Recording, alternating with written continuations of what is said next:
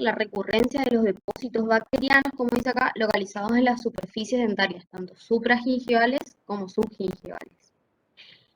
Básicamente, lo que nosotros en esta terapia básica vamos a hacer es eliminar todo factor retentivo de biofilm.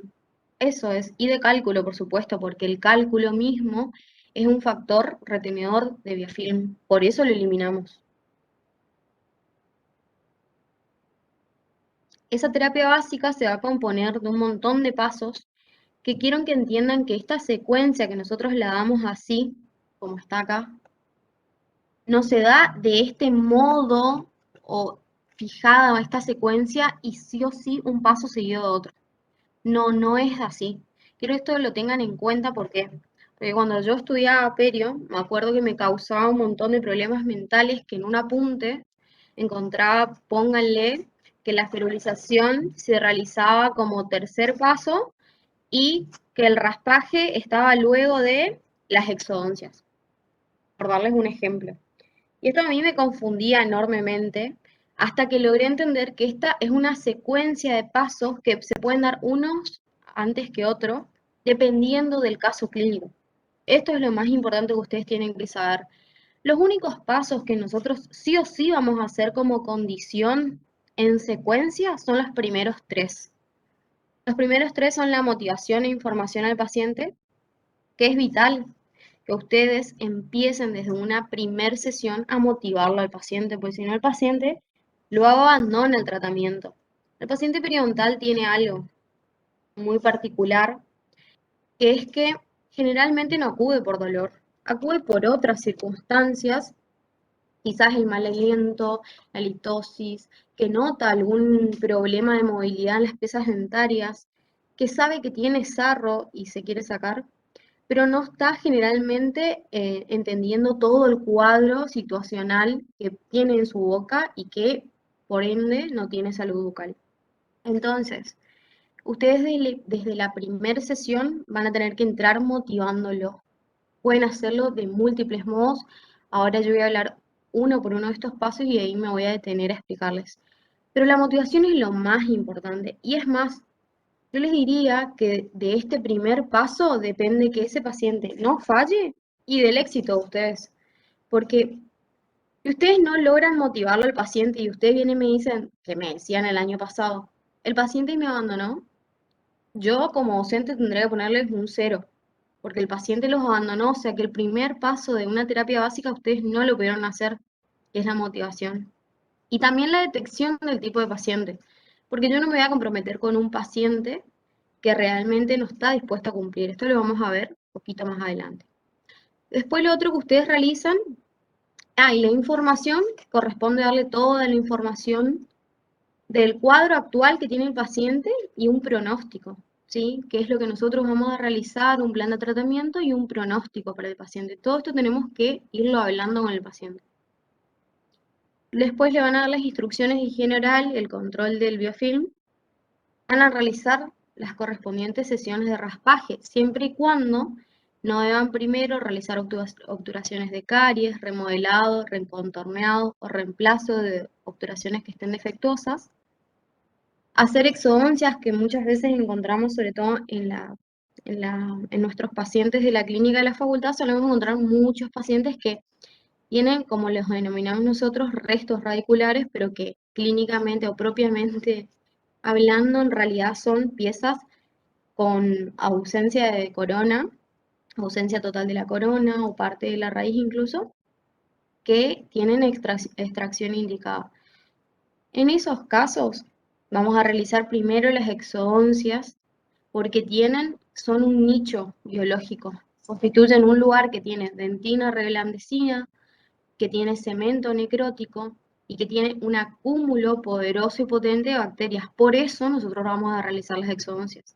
No por capricho, no por otra cosa, sino porque no nos van a ayudar a disminuir la infección si siguen presentes dentro de la boca. Esto le tiene que quedar re claro, porque muchas veces quieren atender a los pacientes, continuar un tratamiento periodontal una vez que le hicieron un raspaje supragingival y resulta que nos seguimos encontrando con restos radiculares en la boca.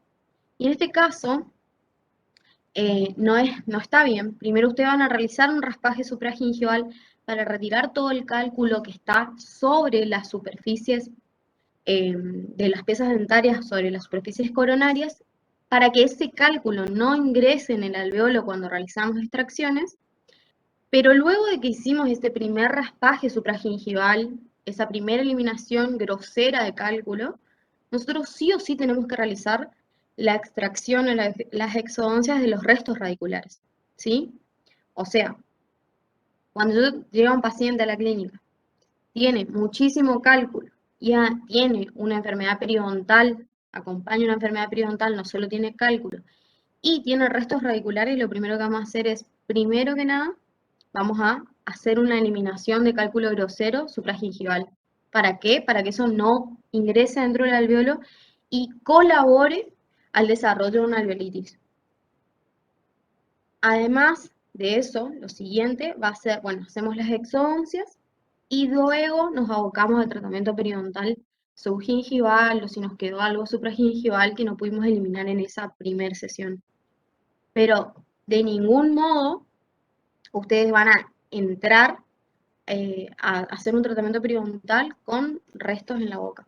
¿Está? Esto tiene que quedar sumamente claro para que ustedes puedan ir organizando su secuencia, ¿sí? Porque si no, ustedes tienen, lo que suele pasar muchas veces es que se frustran, porque le convocan al paciente con todo lo que eso significa, van a la clínica y resulta que nosotros le salimos, como dicen ustedes, con martes 13. ¿Por qué? Porque les decimos que tienen que hacer historia clínica, les decimos que tienen que hacer serial, les decimos que tienen que hacer fecha periodontal y les decimos que no van a hacer más nada en esa clase. Y ustedes le dijeron a ese paciente que le iban a hacer las exodoncias. Entonces, toda esta información que les estoy dando les sirve para que ustedes puedan organizarse y puedan organizarse sobre todo con el paciente, no mentirle al paciente, no prometerle al paciente es muy importante para que no haya un desgaste en esa relación. Ustedes siempre tienen que decir que la primera sesión que va a la facultad es para hacer historia clínica, radiografías, fotografías, para que los diferentes docentes lo vean y poder establecer un plan de tratamiento. ¿Está? Esto es muy importante. Acuérdense que este taller constituye una guía de la clínica y no es un teórico. Así que lo que ustedes tienen que llevarse de este taller es qué van a hacer en la clínica. NASA, Sí, discúlpame, ¿será que puedes grabar la clase? bueno, ahí te la grabo. Muchas gracias. Grabadora. Ahí está. Bueno, entonces, como les decía, tienen que... ahí está. Como les decía, entonces, van a hacer primero las exodoncias de esos restos, luego de haber realizado un raspaje grosero, un raspaje del cálculo que se encuentra ubicado sobre las superficies coronarias para que ese cálculo no infecte un alveolo post-extracción. Para eso hacemos un primer raspaje. Bueno, luego de eso, nosotros vamos a seguir con nuestros pasos de la terapia básica. ¿Qué vamos a mirar? Lo que vamos a mirar es que no necesite obturaciones de carie y que no necesite en todo caso el recontorneado, remodelado, reemplazo de obturaciones. Si tenemos dientes que están mal obturados o que tienen, ustedes se dan cuenta que hay superficies de los composites que se encuentran teñidas de todo lo que el paciente habitualmente consume, sea café, sea mate, no sé, come eh, arroz con pollo y le queda amarillo, bueno, todo eso hay que pulir, ¿sí? Así que eso es un paso dentro de esta terapia básica, porque si está atrapando las coloraciones de los alimentos, está atrapando biofilm, ¿entiendes? Después, por otro lado, lo que hacemos es hacer las eliminaciones groseras de interferencias oclusales. ¿Qué quiere decir? Muchas veces hay pacientes periodontales que concurren y tienen movilidad en ciertas piezas dentarias o manifiestan un dolor agudo y una pieza dentaria levemente extruida. En esos casos lo que puede estar ocurriendo es que hay un contacto prematuro que o acrecienta la movilidad, razón por la cual hay que hacer un pequeño desgaste de esa pieza dentaria y corroborar en las siguientes semanas si la movilidad disminuyó o en el caso de que haya un pequeño aumento del periodonto y hay una pequeña extrusión de la pieza dentaria, en esos casos también vamos a hacer un alivio de la oclusión, un pequeño desgaste, y vamos a corroborar los días siguientes si ese diente continúa con dolor o con movilidad y si continúa destruido, ¿sí? Eso suele pasar bastante en periodoncia, es algo que el paciente quizás por ese motivo consulte y resulta que ustedes se encuentran con un panorama periodontal devastador. Así que es un punto bastante clave. Si tiene una molestia a nivel apical de la pieza dentaria o siente que el diente está alto o encuentran una pieza con mucha movilidad, ustedes tienen que corroborar que no haya interferencia oclusal, que no haya un contacto prematuro. La ferulización, que es otro paso de la terapia básica que ahora les voy a explicar en detalle, y los pequeños movimientos dentarios, el pulido y la revaluación tisular. Bueno, el primer paso, como les adelanté ya, es la motivación e información al paciente y este paso es sumamente importante. ¿De qué se van a valer ustedes? Porque acá van a haber dos funciones. Una función que es detectar el tipo de paciente delante del cual están y si el paciente no va a colaborar, chicos, por ahí no es. Y por otro lado, la función que ustedes tienen delante del paciente. Como profesionales, ustedes tienen que brindarle al paciente toda la información que él necesita saber. ¿Qué información es esta? Uno, el punto de partida donde ustedes están, señor, señora, mirá, fulanito, Carlos, Pedro, vos tenés una enfermedad que se denomina tal cosa. Dicho en un vocabulario más simple, lo que vos tenés es esto. Yo puedo hacer tal cosa, indicarle, comentarle un plan de tratamiento adecuado para el paciente y necesito principalmente de tu colaboración. Ese es el trabajo del profesional. Comprometer al paciente. El tratamiento periodontal es, chicos, imagínense una cosa anual. Si terminan el tratamiento de acá 6 meses, buenísimo. Pero si no sucede eso, ustedes van a estar mintiéndole al paciente y ese paciente se va a sentir engañado, frustrado y sobre todo va a empezar a prestar menos colaboración o no va a ir, que es lo que sucede a menudo. Entonces, no mentirle al paciente, comprometerlo al tratamiento y decirle que cuanto más colabore el paciente, más rápido es el avance en el tratamiento. Eso es re importante, chicos. Les va a pasar que le sacan todo el cálculo, vuelve a los 15 días y tiene la misma cantidad de cálculo que tenía el primer día que vino. Entonces, ustedes tienen que informarle al paciente el estado actual, comentarle un plan de tratamiento y comprometerlo al paciente. ¿Qué van a tener que detectar en ese paciente? La receptividad. Ese paciente tiene buena predisposición, no tiene buena predisposición, no tiene buena predisposición, por ahí no es. Por ahí no es, ¿se entendió? Pero también tenemos que incentivarlo, no es tipo, bueno, el paciente no quiere y terminó. No, tenemos que tratar de incentivarlo, hay muchos modos de incentivarlo y ahora le voy a pasar a contar cuáles. Y lo otro es que vamos a hacer hincapié en que tiene que haber un cambio de hábitos, sobre todo con lo que tiene que ver respecto a la higiene oral, y un cambio de conducta que le va a permitir llevar a cabo todo el tratamiento, ¿sí? Ustedes pueden motivarlos de muchas maneras al paciente, pero una de las más importantes por ahí son las muestras con revelantes de placa. Ustedes saben que los revelantes de placa vienen en pastillas, que es el ejemplo que está acá en la imagen, pero también vienen en sustancias que se colocan con hisopos sobre las superficies dentarias. Esto es excelente, ¿para qué? Yo siempre digo que el paciente, todos en todo el mundo, incluso, voy a ponerme ejemplo, soy muy autorreferencial por ahí, pero yo cuando ingresé a la facultad de odontología pensaba que me cepillaba bien los dientes. Y cuando fui a segundo año en preventiva, me hicieron usar una de estas pastillas y descubrí que yo no me higienizaba correctamente interdentariamente. Y yo, si antes de hacerme esa prueba, hubiese jurado que me cepillaba correctamente. Entonces, imagínense el paciente, que muchas veces ni siquiera pasó por un proceso de educación respecto a la salud bucal, que es una deficiencia que tenemos a lo largo y a lo ancho de nuestro país. Entonces, nosotros le vamos a comentar de la técnica de cepillado, le vamos a hablar de la frecuencia de cepillado, le vamos a hablar del cepillo ideal. Y el paciente van a decir que todo, que sí, que lo hace, que se cepilla 80 veces por día, pero nosotros vamos a la boca y resulta que no. Entonces lo que generalmente falla es la técnica de cepillado. Pero para que esto no quede en simples palabras de usted hace esto, podemos hacer esta prueba. Mostrarle al paciente, pero no a modo de reprimenda, sino tener un espejo a mano, hacerle colocar la sustancia reveladora y mostrarles nosotros cómo, en dónde acumula placa bacteriana en principio y cómo hacer la técnica de cepillado. Entonces el paciente va a verificar que puede eliminar toda la placa a través de la técnica que ustedes le están enseñando. Todo esto lleva tiempo y sabemos que en la clínica tenemos 1 hora y media.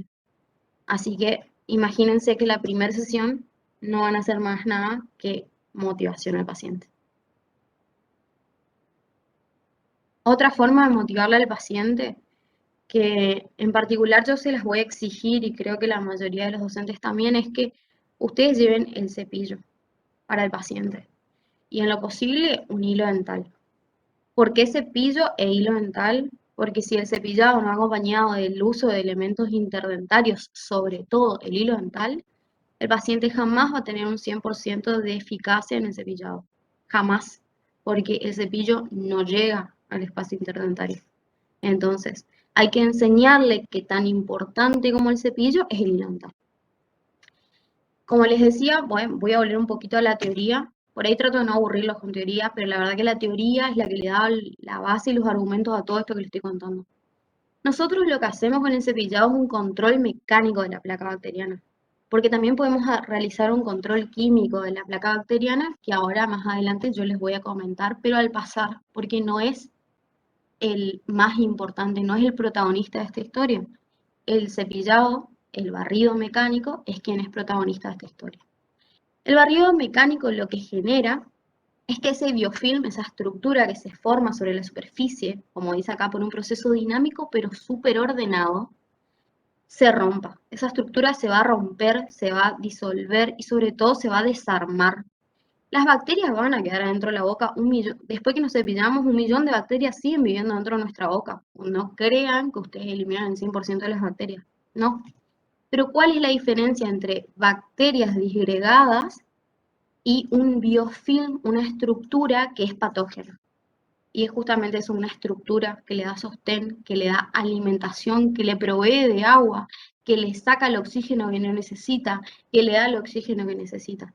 El biofilm es una estructura específica que generan las bacterias a través de un proceso en donde está la superficie dental limpia y las primeras bacterias, las únicas que tienen capacidad de hacerlo, se absorben, es decir, se depositan y generan unas uniones de tipo iónica con la superficie dentaria.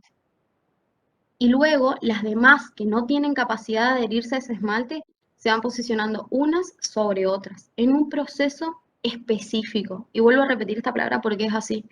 ¿Se acuerdan de estas palabras que utilizábamos cuando que en la placa se sucedían procesos de, de maduración de la placa bacteriana, donde teníamos procesos halogénicos y autogénicos y demás? Y se refieren a esto, a que las bacterias que se van a adherir sobre la superficie dentaria lo van a hacer de un modo, primero con un modo de fijación específica y segundo en una secuencia ordenada, porque no puede ser de otro modo. Esta bacteria que se va a pegar a la superficie dental es generalmente aeróbica. Y una vez que la placa va madurando hacia subgingival, y me voy a detener en placa subgingival porque es la que me interesa a mí, las bacterias que se van a ir sucediendo van a ser anaerobias, facultativas, es decir, que pueden estar en presencia de oxígeno, pero también puede estar en un medio anaerobio, y esas le van a dar la mano a bacterias anaerobias que son más patógenas. Entonces, sí o sí, esa secuencia es muy específica y va a generar la placa patógena que produce la enfermedad periodontal y la enfermedad gingival. Entonces, nosotros cuando hacemos el cepillado, estamos haciendo un barrido mecánico y lo que hacemos es desarmar la estructura del biofilm. Eso es lo que hacemos. No estamos eliminando el 100% de las bacterias, no crean ese cuento, pero lo que estamos haciendo es desarmar la estructura y a las bacterias les toma 24 horas poder volver a formar toda esa estructura. Lo que yo suelo dar de ejemplo, se lo doy a mis pacientes y lo inventé así porque creo que es la forma más fácil de entender, pero le digo que es como que si fuera que los albañiles están levantando una pared y bueno, ponen unos ladrillos y yo a la noche le digo, tumbo esa pared y al otro día ellos vuelven y tienen que volver a levantar ladrillo por ladrillo. ¿Se entienden? Es como el cepillado, dentro de esas 24 horas nosotros lo impartimos de una manera eficaz y ya está. A las bacterias les vuelven a tener que hacer todo de nuevo. Eso es lo que hacemos con el cepillado. Bueno, perdón que sea tan plaga con esto, pero me parece que es lo más importante de todo el procedimiento de aplicación de una terapia básica y es convencerlo al paciente de que realmente tiene que estar comprometido y acompañar el tratamiento con el cepillado, con el hilo dental. En estas instrucciones que ustedes le van a dar de higiene oral y control de biofilm, vamos a hablarle, como les dije hoy, del cepillado. Cepillo, frecuencia, duración del cepillado y la técnica. Acá es donde yo me voy a callar la boca y necesito que ustedes hablen. Porque nosotros tenemos alrededor de la odontología un montón de mitos respecto a estas cosas. Y la verdad es que no existe un criterio universal y nosotros, si no, le decimos un montón de mentiras al paciente. Entonces quiero que ustedes hablen y me cuenten cuál es el cepillo que generalmente recomendamos los odontólogos.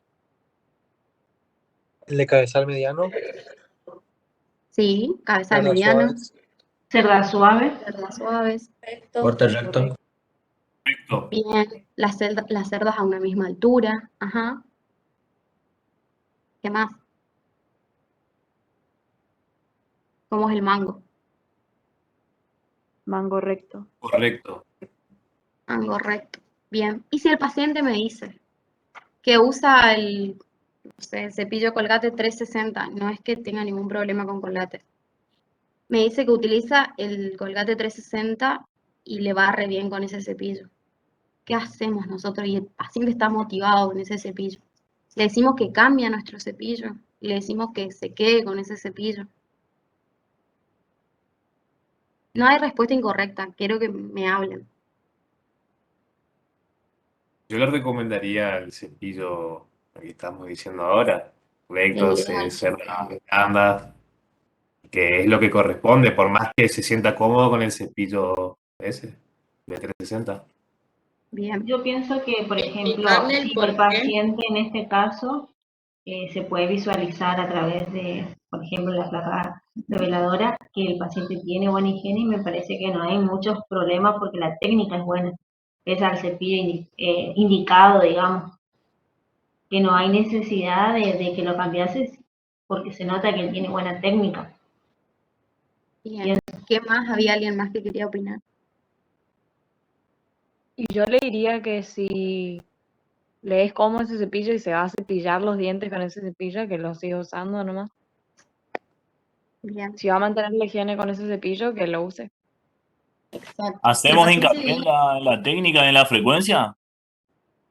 Bien, y ahí vamos a hacer un par de tips. Yo le diría que si el paciente está motivado con el cepillo que tiene, para qué vamos a desmotivarlo, decirle que tiene que comprar otro elemento? Aparte, olvídense de que los cepillos son un elemento caro. Entonces, si el paciente tiene un cepillo Colgate 360 y lo utiliza y le gusta y no tiene drama y vemos que, como decían ustedes, podemos corroborar con la aplicación de revelante que anda bien su cepillado, nosotros no vamos a pedirle que cambie el cepillo, vamos a ir por otro lado. ¿Y qué podemos pedirle a ese paciente?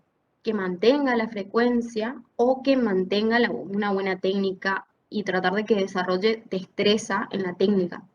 Me parece que eso es más importante que pedirle que cambie un cepillo, cuando ese cepillo tiene un costo. Lo que sí vamos a hacer hincapié por ahí es en el cambio del cepillo, que lo cambie cada 3 meses, porque pierde, sobre todo porque la cerda se debilita.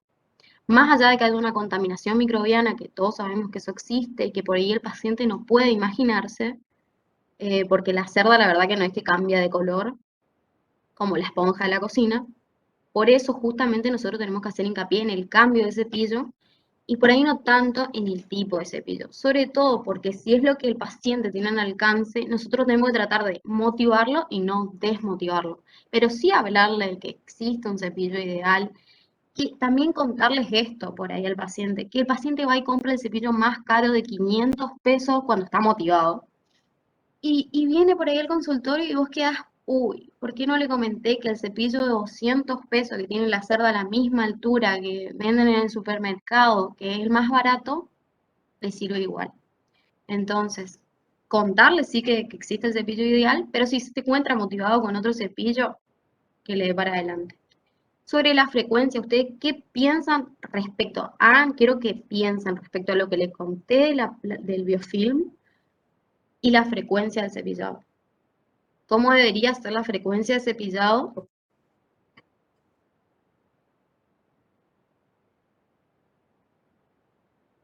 ¿Cuántas veces al día se cepillan los dientes?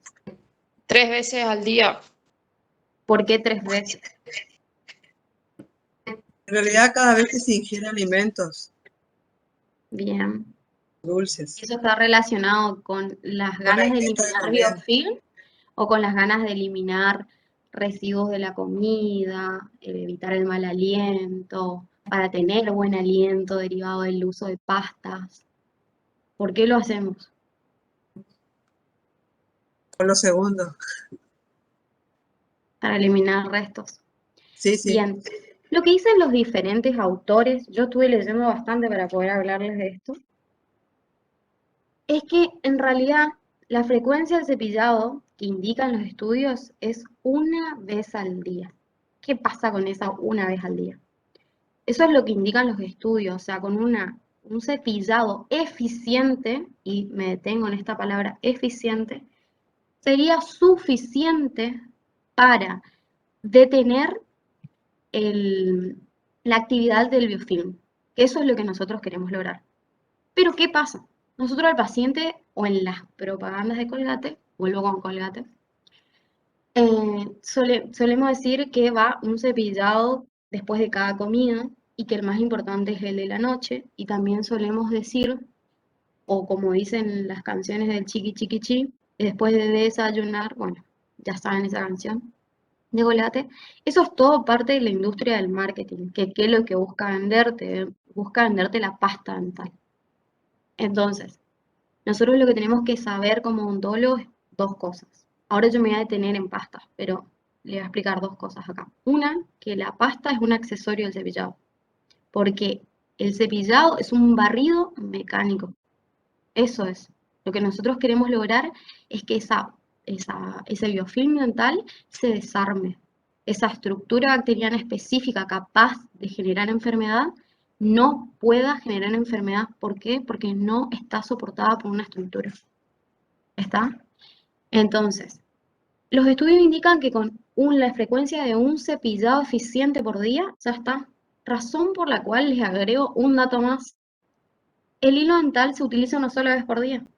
Por lo mismo, porque yo necesito desarmar esa estructura bacteriana interdentaria una vez por día. Pero como los pacientes o el público general, en la mayoría de los casos, no son capaces de generar un cepillado eficiente, nosotros aumentamos la frecuencia. Entonces vuelvo a hacer una pregunta. Si el paciente se cepilla 3 veces por día y anda bien con el cepillado, ¿le vamos a decir que es una vez por día? No. Ahora, si yo tengo un paciente periodontal que me cuenta, pues yo le voy a contar lo que me pasa a mí en el consultorio, que viene, es paciente periodontal, tiene la mejor predisposición, la verdad que no fallan nunca, pero me dice, yo la verdad que no tengo tiempo, entonces mi estrategia personal es decirle, busca un momento del día en el que vos te sientas cómodo, tus hijos no estén prendidos de vos, no tengas que hacer algo más, estés tranquilo, tranquila, para poder hacer el cepillado, dedicarle 2 minutos al cepillado, pasarte hilo dental o utilizar los elementos interdentarios que yo te pedí específicamente. un momento del día para hacer un cepillado eficiente con pasaje delantal. Eso es lo que necesita el paciente para contrarrestar la actividad patógena del biofilm. Ahora, si el paciente se cepilla 3 veces por día, genial.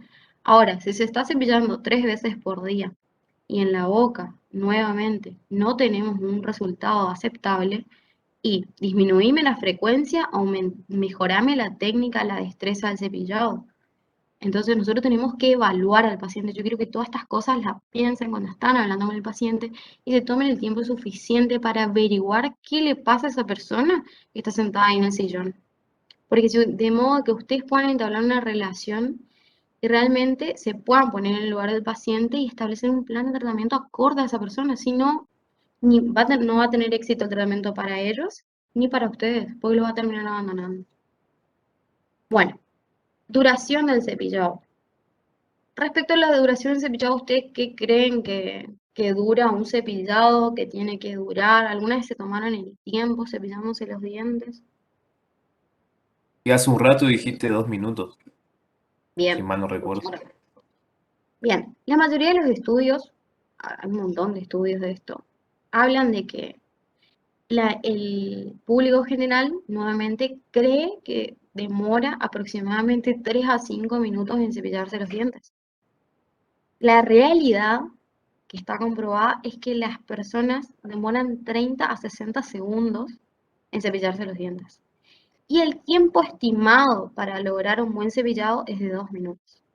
Entonces, si mi paciente, vamos a preguntarle, pero ¿por qué preguntarle si podemos darle un cepillo? La primera clase le proveemos de un cepillo, ese cepillo ideal que nosotros queremos que use, le ponemos la placa revelante, le mostramos los sitios donde acumula más placa y de paso le dejamos que se cepille. Nosotros le tomamos el tiempo, pero no le contamos que le vamos a tomar el tiempo. Y luego le explicamos que la duración del cepillado ideal es más o menos de 2 minutos. No para que esté siempre con el reloj, pero más o menos para que lo tengan en cuenta. Y lo último, y lo más difícil de lograr, es una buena técnica. Nosotros a todos los pacientes en la facultad les recomendamos técnica de VAS a los pacientes adultos, ¿no? Porque los niños ya sabemos que usamos diferentes técnicas según la edad. A ese paciente le vamos a recomendar la técnica de VAS con una angulación de 45 grados.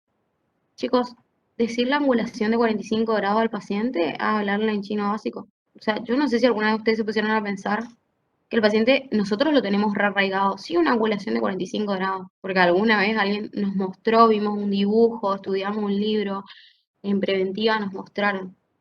El paciente ya no se acuerda más de matemática y menos angulación de 45 grados. Así que ustedes lo que van a tener que hacer es mostrarles angulación. Mostrarles con un modelo. Si pueden llevar un modelo, mejor. Lo ideal es eso. Lleven un modelito en una boca para poder mostrar al paciente. Esa angulación de 45 grados de la que nosotros hablamos, ese ingreso de la punta de las cerdas en el surco gingival. Todo eso les tienen que mostrar el paciente, si no, no puede hacerse la idea. Si no, no, el paciente le va a decir que entendió y después a la siguiente clase, cuando vuelvan a poner revelador, van a ver que no hubo entendimiento. Y otra cosa muy importante de esta etapa, que es la motivación y la instrucción, es que ustedes pueden decir un montón de cosas, como cuando yo les digo a ustedes acá 2 millones de cosas. Ahora que ustedes capten o que el paciente capte todo lo que yo dije ya es otro tema. ¿Se entendió? Así que ustedes tienen que insistir. Yo sé que tenemos poco tiempo en la clínica, pero cuando se van a su casa, si pueden mandarle un mensajito, mandarle un videíto, reforzar con imágenes lo que ya les dijimos, mandarle una imagen. Este es el cepillo del cual hablé, tiene tales características, le dejo acá para que lo tenga a mano cuando vaya a comprar. O, ¿se entiende? O sea, traten de reforzar eso. Esto le va a servir para la vida misma, porque quizás hoy el paciente a usted capaz no le termina de importar, pero el día de mañana en su consultorio sí va a tener mucha importancia en su vida. Entonces, esto les sirve para, sobre todo para aplicarlo después, pero empiecen a hacerlo ahora y van a ver cómo se va a motivar ese paciente, se va a ir motivado y realmente se va a comprometer con el tratamiento. Bueno, en estas instrucciones de higiene oral y control del biofilm, lo obligatorio es el cepillo, y el hilo dental. Esos son obligatorios, anótenlo ahí con rojo resaltador. Obligatorio, no hay cepillado eficiente sin pasaje de hilo dental, porque la placa interdentaria no se elimina de otro modo. Bueno, además, en muchos casos vamos a poder utilizar otros elementos interdentarios. Esos elementos interdentarios hay millones en el mercado, pero los más importantes van a ser las puntitas estas tipo soft picks, que si ven acá en la imagen, ahí les estoy marcando. En esta imagen de abajo vemos esta puntita, que es una punta plástica que está revestida en su extremo por una goma, una silicona que tiene penachitos también de goma o silicona y sirven para los espacios interdentarios que son en general más finitos. Existen otros tipos de elementos interdentarios un poco más anchitos, como estos otros que ven acá, también son de la misma marca GAM, en donde la parte activa, digamos, es un poco más gruesa que este penachito que ven acá. También tenemos, para mí los mejores, o sea, los que más recomiendo, los cepillos interdentales de diferentes grosores. Este que ven acá, el rojo, es el más finito. Después tenemos uno lila y también uno de color verde. Tienen diferentes graduaciones. Esto ustedes tendrían que probarle al paciente para poder indicarle en una receta, no para que compre con descuentos ni nada por el estilo, sino porque si ustedes no le dan cuál tiene que ir a buscar a la farmacia, después el paciente compra cualquiera y también se lastiman. Entonces, tener en cuenta que vienen de diferentes grosores y que ustedes deberían indicarles cuál usar en la clínica. Entonces el paciente no lo adquiere mal. Por otro lado tenemos esto que ven acá, que son los hermosos flossers. Estos aditamentos que se utilizan para pasar hilo dental vienen en unas bolsas de 500, creo que flossers, o estoy exagerando, pero la verdad que tienen un montón de flossers, pero son bastante caros. No, mentira, no vienen 500, creo que vienen 100 y salen 500 pesos, una cosa así. Estos flossers son bastante caros, son un aditamento que trae puesto el hilo dental, pero son practiquísimos para poder pasar el hilo. Cuando el paciente no tiene habilidad o no le gusta o la verdad no tiene tiempo para estar enredándose el hilo, ustedes le pueden recomendar este tipo de aditamentos. Son súper prácticos y el paciente, si se hace hábito, después los compra aunque salgan 1.000.000 de pesos. Bueno, esos son los elementos interdentarios que nosotros podemos utilizar. No son obligatorios. Con esto quiero decir que estos 3 elementos que ven acá en la foto, en la primera foto, no los tiene que usar el paciente sí o sí. Nosotros vamos a indicarlos en casos específicos, sobre todo cuando el paciente tiene diastemas, cuando el paciente tiene alguna, por ejemplo, una prótesis fija que nosotros, una corona vamos a poner una corona de porcelana, que la verdad nosotros no la podemos modificar porque el paciente en este momento no va a acceder a hacer un tratamiento rehabilitador de nuevo. Y la verdad que esa corona tiene mal contorno y me genera un espacio vacío. Y el paciente, el hilo dental, no llega a eliminar todo lo que se acumula ahí. Entonces, en esos casos, yo les voy a indicar un cepillo interdental, por ejemplo, o estos unipenachos, los soft picks de goma. Pero eso lo vamos a indicar específicamente en tal o cual lugar de la boca.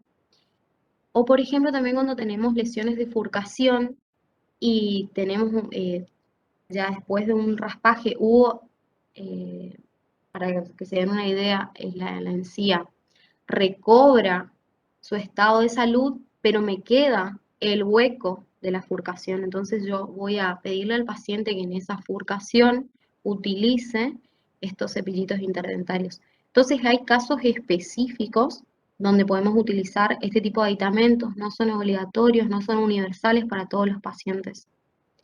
Y acá también voy a algo que el paciente suele utilizar y quiero saber cuál sería su opinión. Vieron que en la Argentina utilizamos un montón los palillos de madera. Si el paciente utiliza esos palillos de madera, ¿qué le van a decir ustedes?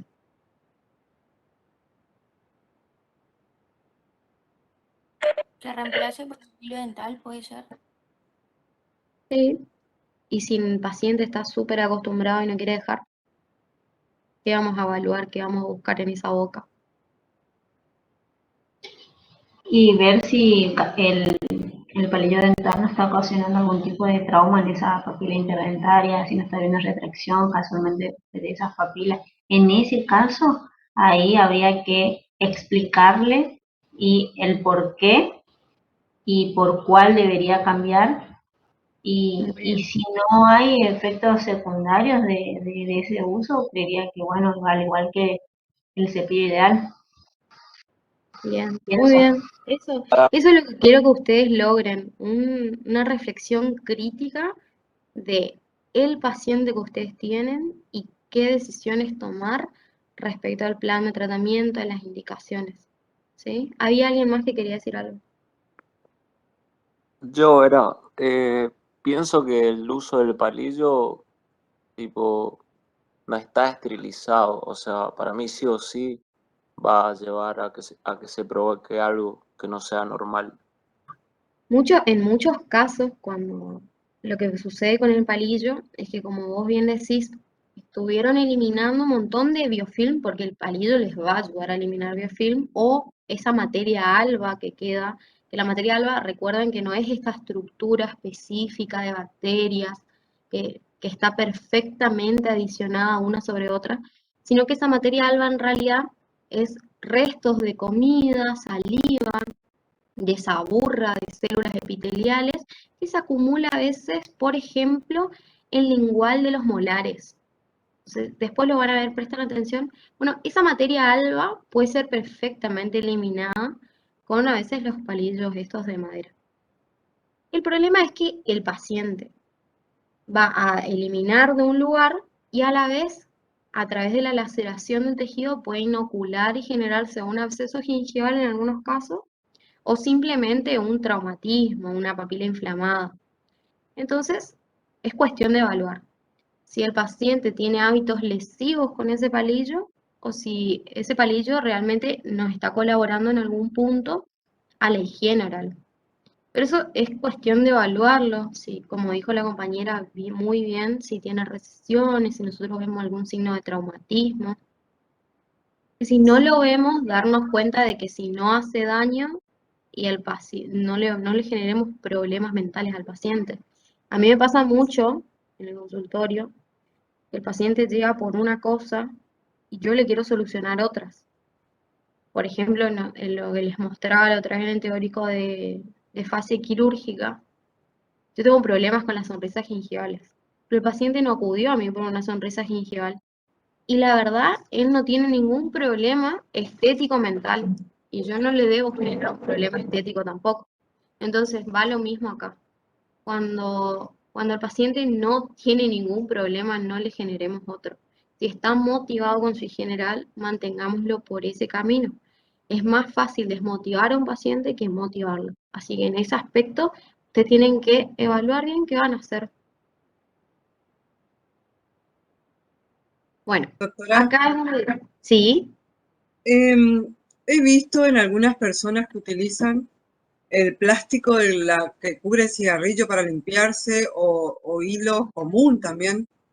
¿Eso es recomendable o es un hábito muy, diríamos, feo? Porque es y como vieron, que ellos se hacen la higiene, pero no con el material correcto, diríamos, ¿verdad? claro, Algo de uno motivación tiene. exacto, Claro. hay algo, una motivación hay, lo ideal sería reemplazar, buscar ese reemplazo. Si vos ves que hace eso, decirle, mira, te regalo un hilo dental. Vieron que hay unos hilos dentales, no es que yo esté asociada con GAM, pero hay unos hilos dentales de GAM que son así de chiquititos, perdón por el gesto.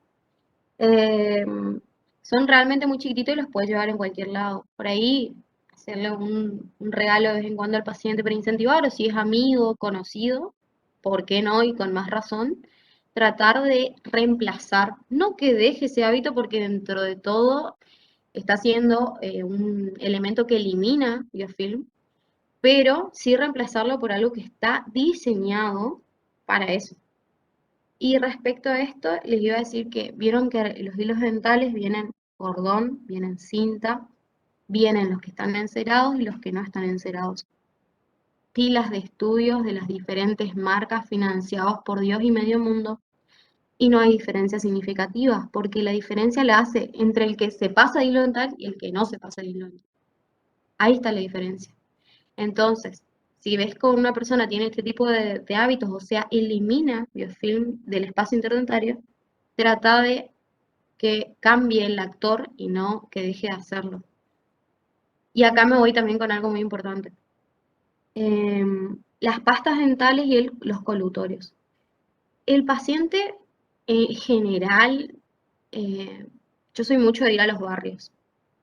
Y en los barrios lo que pasa, por ahí la excusa más frecuente, y pasa en la clínica de la facultad, es que la gente te dice que para cepillarse no tiene pasta. Entonces, muy importante desde el primer día, día cero, que ustedes, antes que el paciente le diga esto, ustedes le expliquen que la pasta y los colutorios son accesorios del cepillado. No son la base del cepillado y que el cepillado tiene una acción de barrido. Esa es la palabra más simple para explicarle al paciente.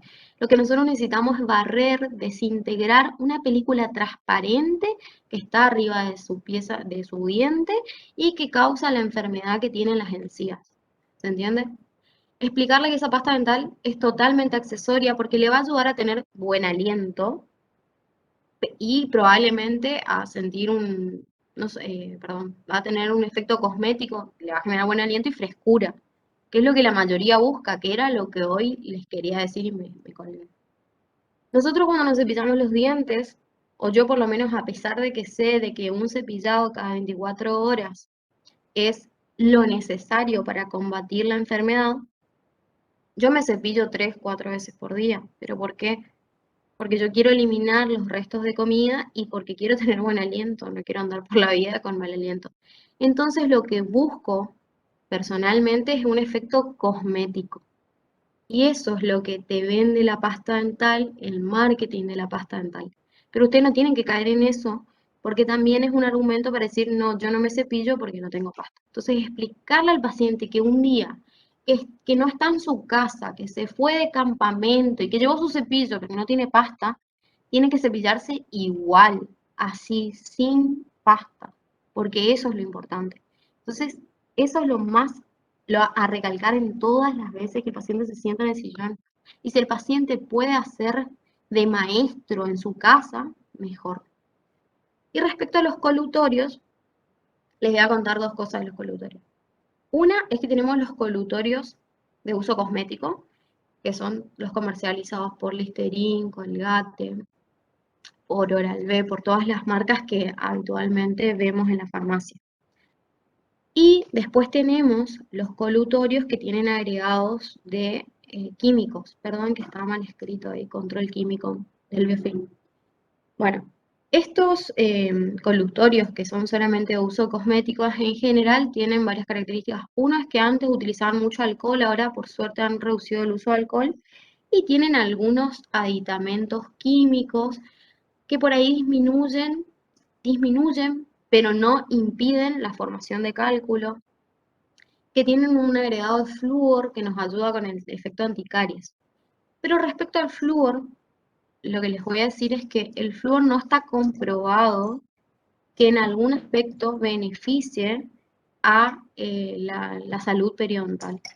El flúor hasta ahora, miren que han hecho miles de estudios para tratar de darle un beneficio más como la aloe vera, pero no han podido darle algún beneficio más al flúor y respecto a la enfermedad periodontal no ayudan nada. Sí respecto a la actividad cariogénica, pero no es lo que a nosotros nos importa. Profe, Entonces, ujú, le hago una pregunta, porque varios me preguntaron acá y no sé qué decirles. Ahora salieron unas pastas que son supuestamente veganas, digamos, que no tienen tantos compuestos y eso. Pero, ¿qué tiene que tener una pasta para que sea tipo sumamente eficiente? Porque yo no sé si decirle si conviene o no conviene. Si quiere le digo las cosas que tiene y me dice que sería lo ideal que tenga una pasta como para decir si sí o no, digamos. bueno, Si te vuelvo a conviene. recalcar. Una pasta dental, lo que tiene que tener para que valga el costo que tiene una pasta dental, lo que tiene que tener es flúor. Y el flúor es 1200 partes por millón. El problema es que ninguna pasta de uso doméstico tiene esa concentración de flúor, excepto las que nosotros indicamos por venta bajo receta, que son las de flúor, por ejemplo, las de Fluordent, o existen otras marcas, Durafat y varias más, que lo van a ver también en niños ese contenido, que sí tienen más de 1200 partes por millón. De caso contrario, ninguna pasta es mejor que otra. La diferencia es el marketing, chicos, por eso quiero que ustedes sean críticos y aprendan esto, porque la pasta es un accesorio. Tiene más menta, menos menta, pero ninguna es mejor que la otra, o sea, ninguna te aporta mayores beneficios que la otra. Es el cepillado el que hace todo el trabajo. Y fue opacado por la industria del marketing, porque es más difícil vender cepillos, en cambio la pasta es más fácil de vender porque la usamos todos los días. Y encima los que te venden la pasta te dicen que te tenés que cepillar 3, 4 veces por día. Entonces piénsenlo, piensen ustedes en la economía de cada una de sus casas y se van a dar cuenta que gastan mucho más en pasta dental que en cepillos. Así que no caigan en esa, pero si es vegano y no quiere que tenga ningún elemento derivado animal, es buenísimo que use la que le parezca Profe, mejor. igual hay Ujú. pastas dentales veganas que no traen flúor. Muchas son libres de flúor. Eso creo yo que hay que recalcar que tienen que tener en cuenta. Claro, la pasta si no tiene buena concentración de flúor es igual a cualquier pasta comercial. También pasaba con la pasta de Amway, que estuvo muy de moda también, porque duraba un Profe, montón. Ujú, le leo lo que tiene, más o menos. sí. Sí, decime. Ahí voy. Espera que se me... Tiene arcilla blanca, aceite de coco, glicerina vegetal, alcohol de centeno y aceite esencial de menta. Tipo, no me parece para nada, no sé. No tiene nada, o sea que ella No se tiene lave con nada. esa pasta. Que ella se lave con esa pasta dental o se lave con el detergente de la cocina, da igual, chicos.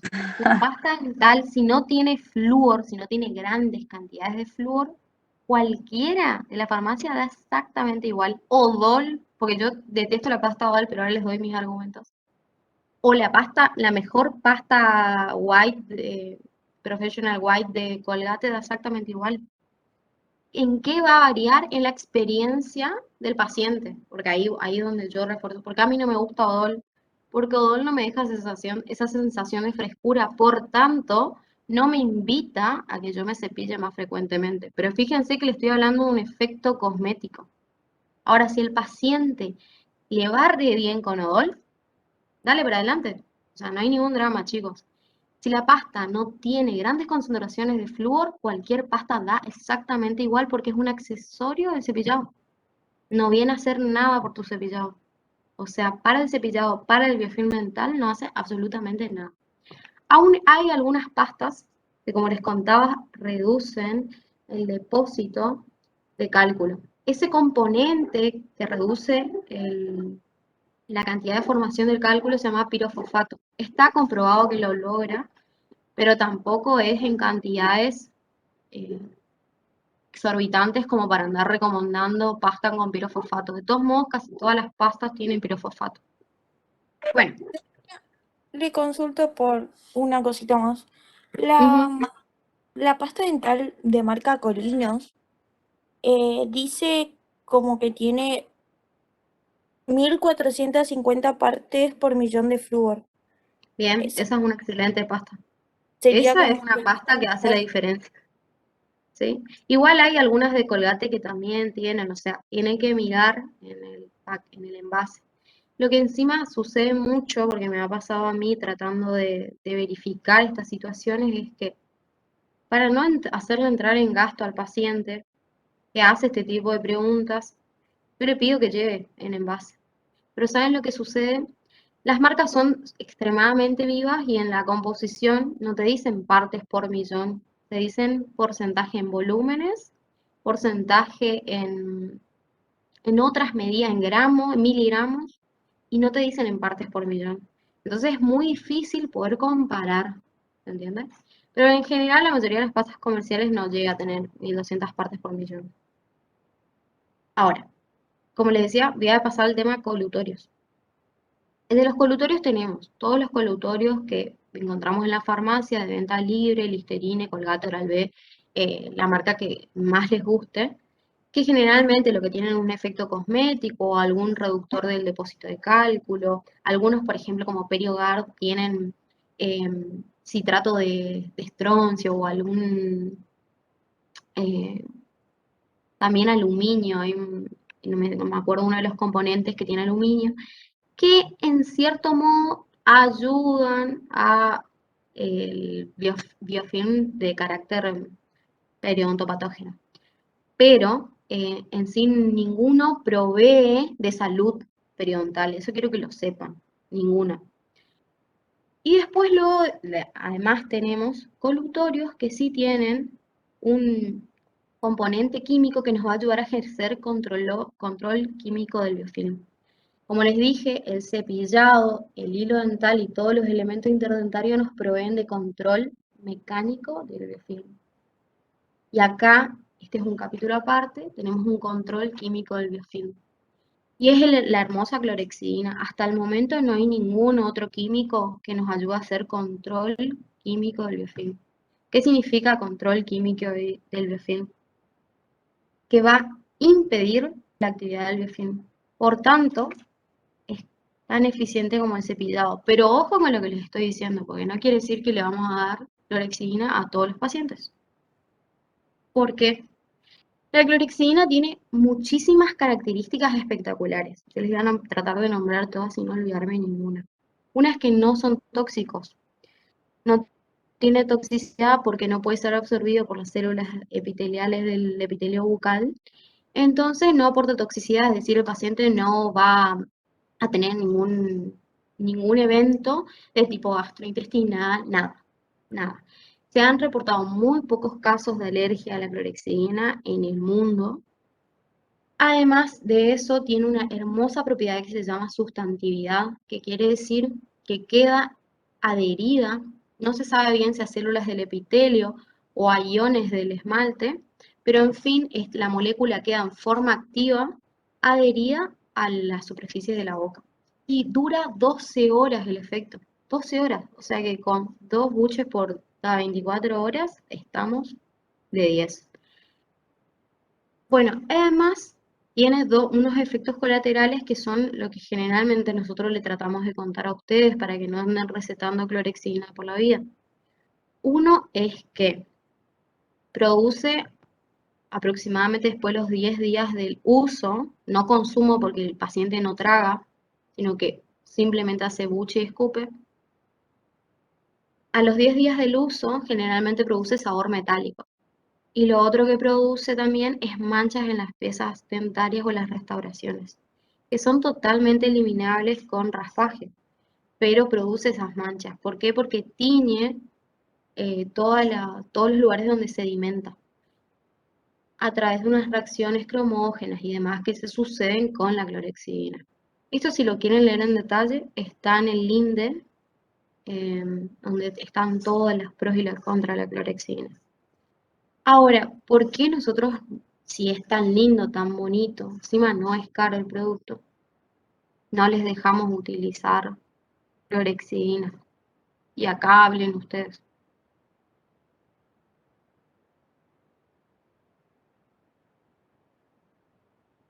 Ningún voluntario. Acuérdense que no hay respuestas incorrectas. ¿No es porque tienen los dientes? Las consecuencias que tienen el tejido blando. En realidad, lo que sucede con la clorexidina es que el efecto es buenísimo, es un inhibidor perfecto, ejerce un control químico perfecto del biofilm.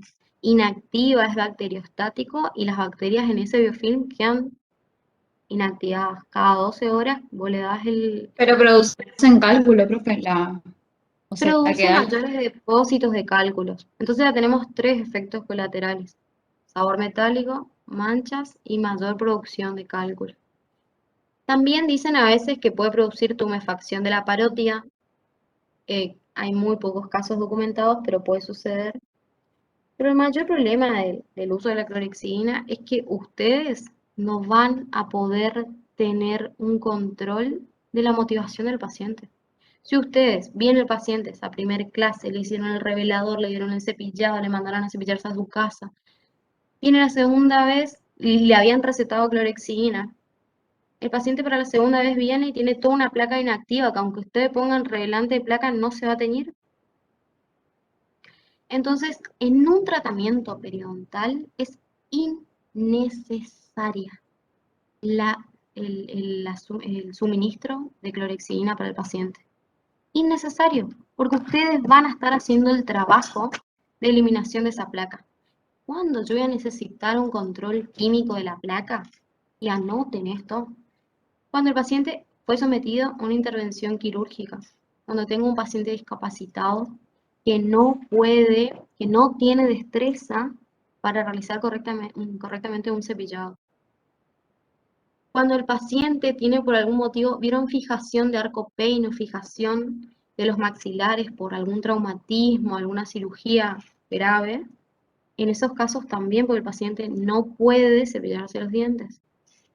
También en cirugía periodontal, si se acuerdan, cuando nosotros intervenimos un área quirúrgica, como nosotros necesitamos lograr una cicatrización lo más adecuada posible, sin un estrés mecánico, nosotros le vamos a pedir al paciente que en esa zona de la cirugía se coloque clorexidina en gel.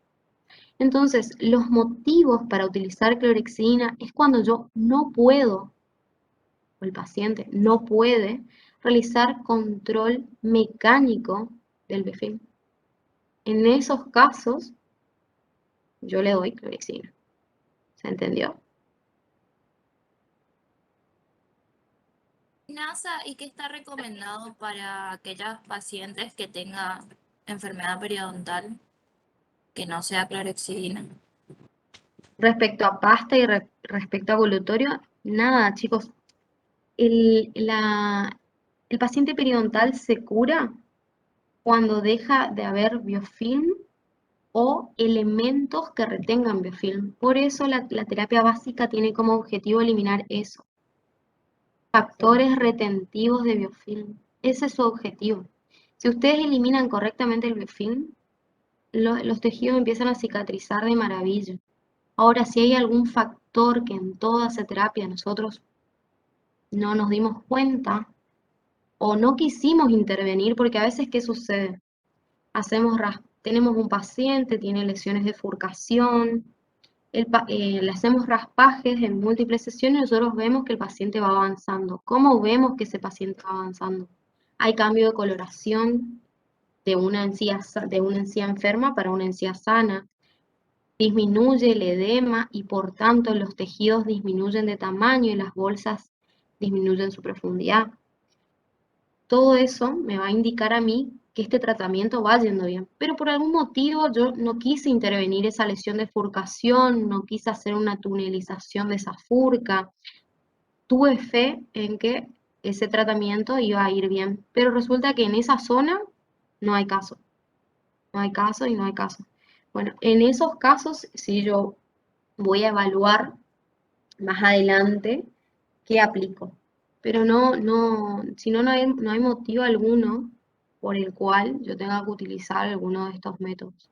¿Se entiende? Cuando tengo abscesos, por ejemplo, no le mando a hacer, esto lo van a dar la próxima clase, pero yo no le voy a mandar una medicación. Van a ver que les hacemos un tratamiento específico que tiene que ver con agua tibia y sal.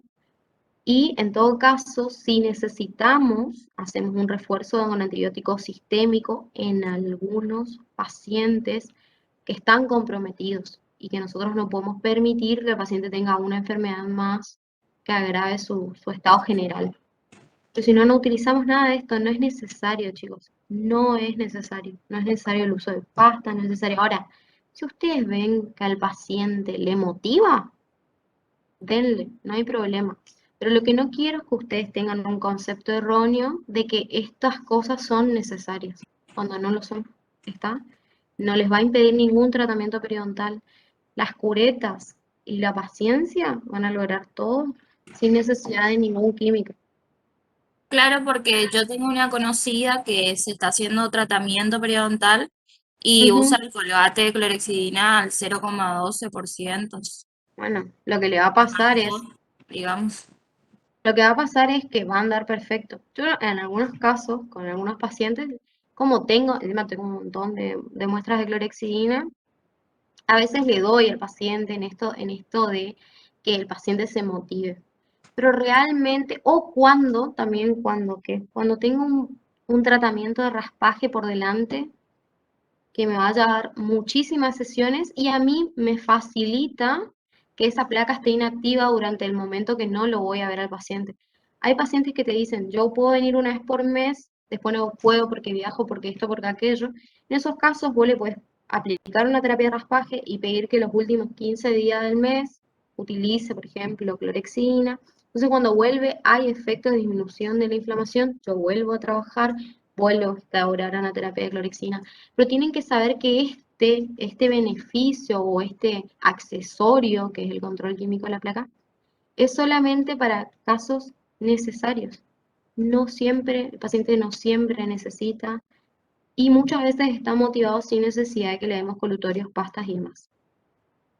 Después, dentro de la terapia básica, viene nuestro hermoso y amado raspaje. Puse solamente raspaje porque quiero diferenciarles de vuelta que si tenemos una gingivitis, por ejemplo, y tenemos Pasa un una duda. Sí.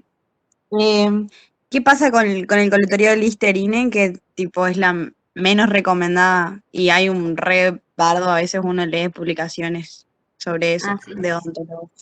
Listerine tenía antes en su composición más del 50% de concentración de alcohol.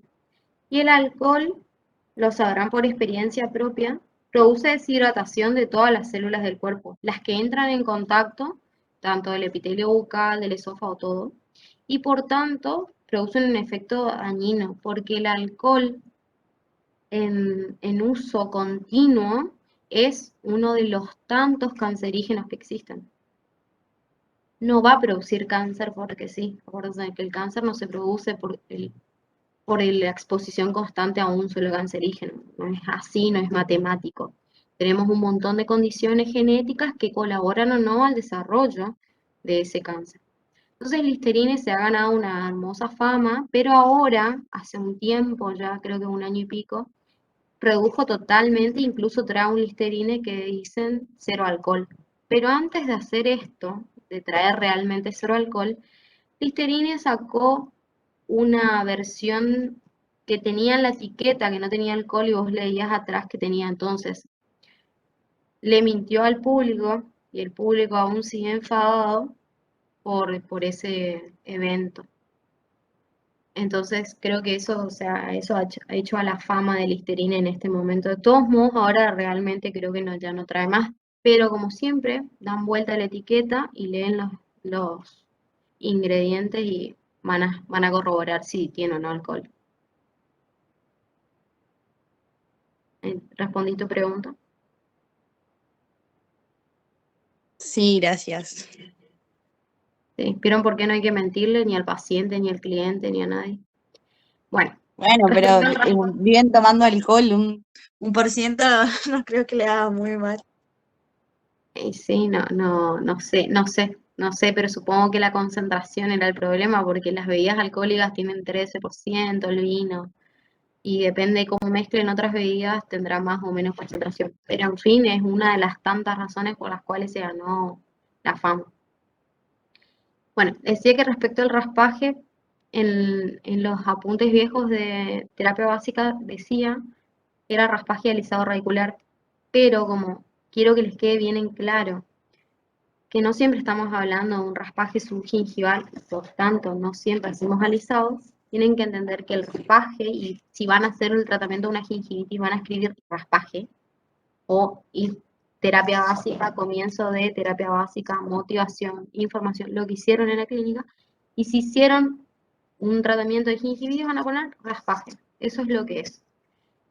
Bueno, en el caso de que hagan un raspaje subgingival, van a hacer raspaje y alisado. ¿Se entiende? Eso quiero que quede bien claro. Bueno, respecto a la obturación de caries, el remodelado, el recontorneado y el reemplazo de obturaciones defectuosas, yo unifiqué en un paso, porque ustedes cuando van a hacer el odontograma tienen que corroborar toda esta situación y por ahí en las radiografías, en el caso de que les toque un paciente de enfermedad periodontal, que tienen que hacer la seriedad, ustedes ya van a tener la herramienta para poder corroborar si esas restauraciones están bien, es decir, si no están filtradas, si no están desbordando de los márgenes. Y en el caso de que suceda, de que las obturaciones no están bien hechas, van a tener que optar por un reemplazo, pedirle un reemplazo, hacerla hacer en rehabilitadora, donde ustedes quieran, un reemplazo de las obturaciones que están mal, un recontorneado en el caso de que simplemente estén desbordantes o no siempre están desbordantes, hay veces que en contraposición están por dentro del margen del diente y entonces se forma un escalón donde también se queda acumulado el biofilm. Entonces, esas dos situaciones las deben corroborar, si hay que cambiarla, si el contorno está bien o mal, si está por dentro o por fuera de donde debe estar. Y por otro lado, en muchas situaciones lo que van a ver o lo que sucede en el 90% de las bocas es que cuando el paciente tiene restauraciones de composite, generalmente con el tiempo estas restauraciones se pigmentan. En esos casos, la pigmentación me está contando que en ese lugar se está acumulando biofilm. Entonces lo que tienen que hacer es pulir las restauraciones. ¿Con qué van a pulir? Yo les voy a pedir que ustedes lleven a la clínica todas las cosas de pulido, porque generalmente como es patología y diagnóstico no llevan nada de esto, pero no les permite hacer un tratamiento correctamente.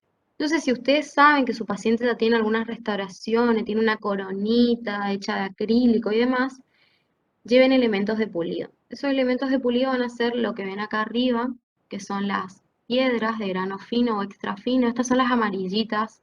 También vienen unas que son orificadas, que son las de grano más fino. De diferentes formas para que les permita hacer cualquier tipo de desgaste o de pulido que ustedes vean sea necesario. Y después tenemos todas las gomas, que hay de diferentes formas. Hay copitas, como ven acá. Hay estas que son las más nuevas, que son las rueditas, le dicen.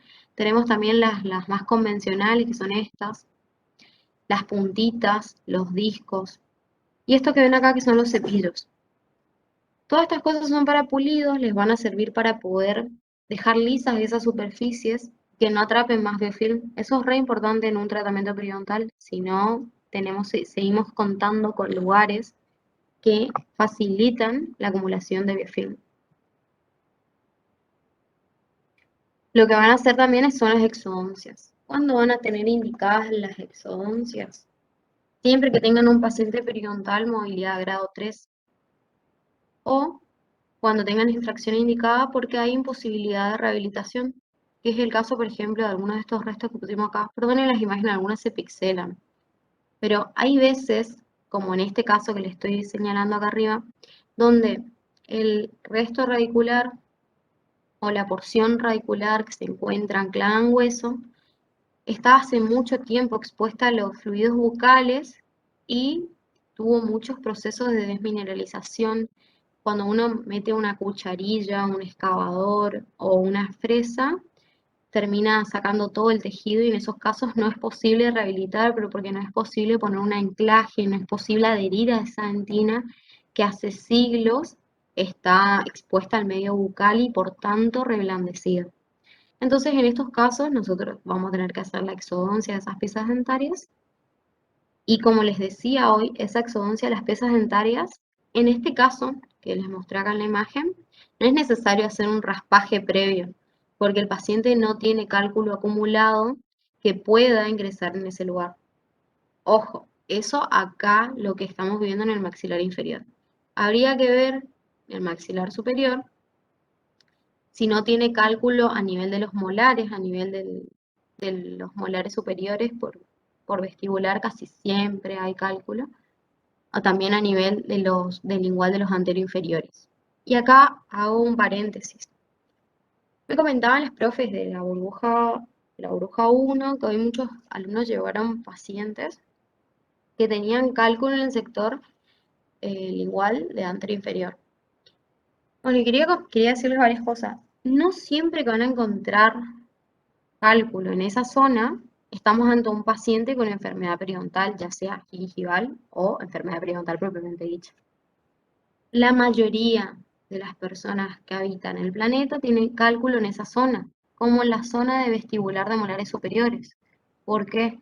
Porque en esa zona tenemos la salida de los conductos excretores de saliva, el esternón acá arriba y acá todos las glándulas submandibulares y sublinguales, y por tanto, a la mínima presencia de biofilm, se depositan todos los minerales de esa saliva y quedan formando un cálculo.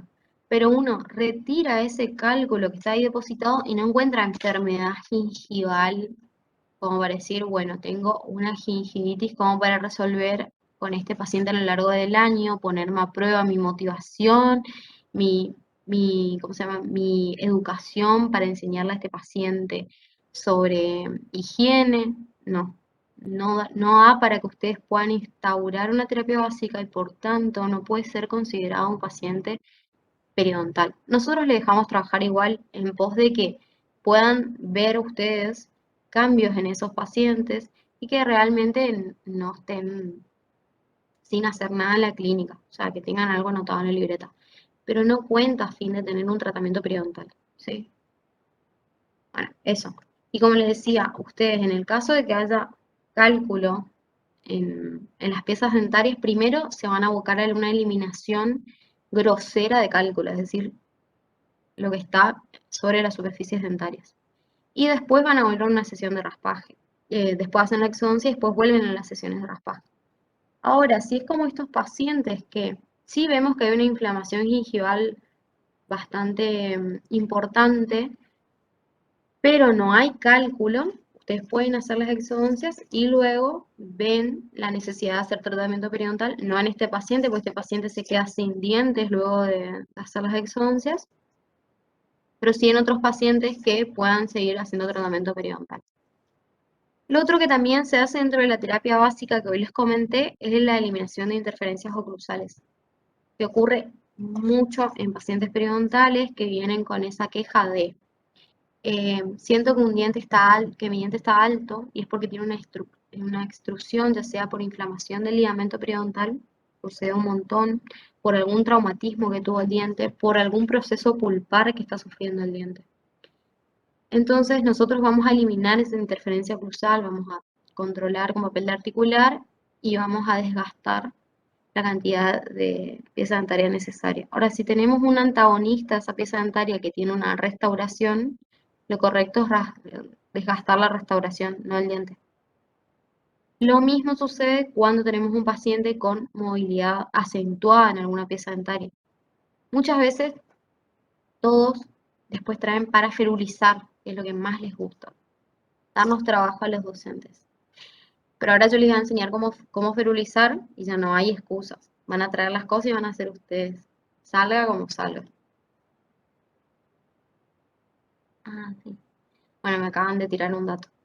Bueno, lo que les decía es, cuando ustedes quieren ferulizar, muchas veces lo que sucede es que tienen un contacto prematuro en esa pieza dentaria. Lo primero es eliminar el contacto prematuro y después abocarnos a ferulizar. Me vas a disculpar la de Apo. Ahí está. ¿Qué? No, Perdón. no sé, pensé que era a mí nomás, como que no se cambiaba de diapositivo. Es la diapo. Ah, Perdón. no, sí. Gracias. Ay, no te preocupes. A ver si puedo.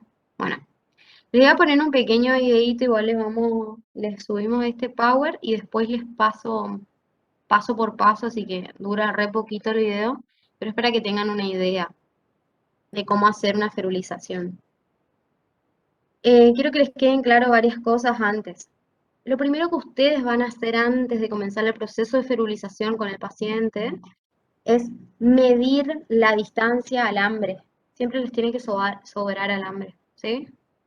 Poquito más de las piezas dentarias que van a ferulizar.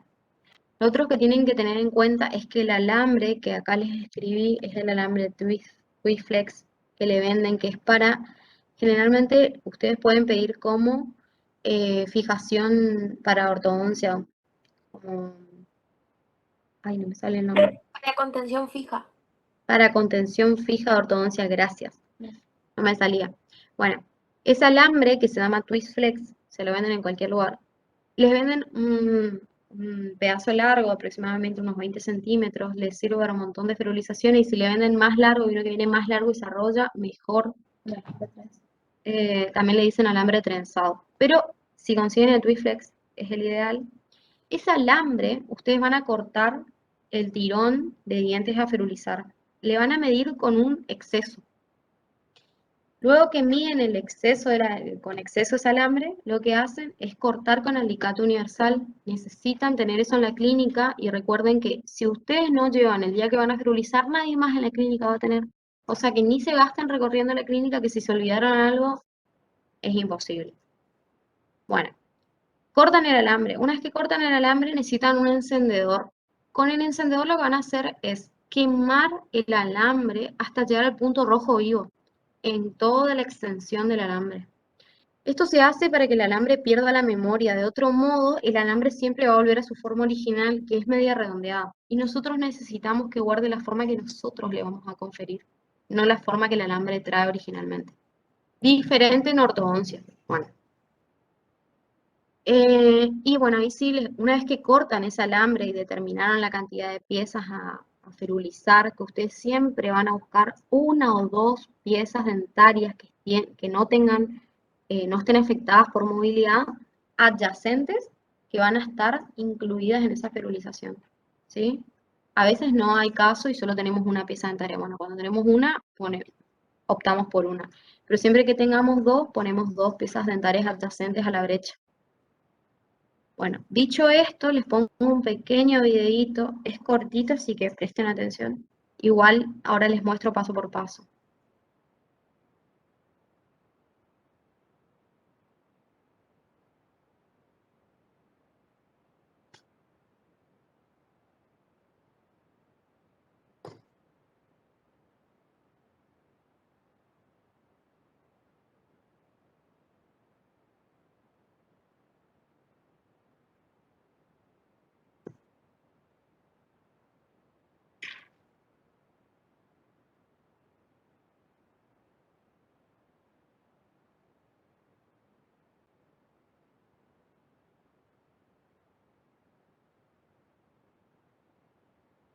Bueno, espero que hayan podido apreciar el videito correctamente, pero son pasos bastante sencillos para realizar. Les quiero decir que el uso del hilo dental no es obligatorio. Algunos que habrán visto el año pasado le hacíamos ferulizaciones a los pacientes y no utilizábamos el hilo dental, pero es un método más fácil para que ustedes puedan realizar cada uno la ferulización que necesitan. Bueno, acá están los pasos, uno por uno. Lo primero que se hace es retirar el cálculo grosero, todo el supragingival que esté en la zona o que esté en el resto de la boca donde nosotros queremos trabajar. Retiramos todo el cálculo, o sea que hacemos una primera sesión de raspaje, agarramos una brochita, hacemos una buena profilaxis, y luego lo que hacemos es aplicar ácido grabador al 37%, el mismo que utilizamos para todos los grabados. Luego lavamos, secamos. Una vez que secamos, van a colocar el hilo dental puesto doble en cada uno de los espacios interdentarios. Esto porque este paciente que están viendo acá es un paciente para colocar contención ortodóntica. Entonces, tiene todos los contactos interproximales perfectos. Lo que sucede con los pacientes periodontales es que ustedes van a pasar el hilo dental sin problema, porque generalmente hay diastemas entre los dientes. Esto es un dato para que lo tengan en cuenta. Entonces pasan todo el hilo dental doble, y luego lo que van a hacer es secan de vuelta y colocan el adhesivo. Como ven hasta acá, no trabajamos con aislamiento absoluto. En este caso es el único caso que nosotros trabajamos con aislamiento absoluto. Luego de eso, polimerizan el adhesivo una vez colocado y van a fotocurar.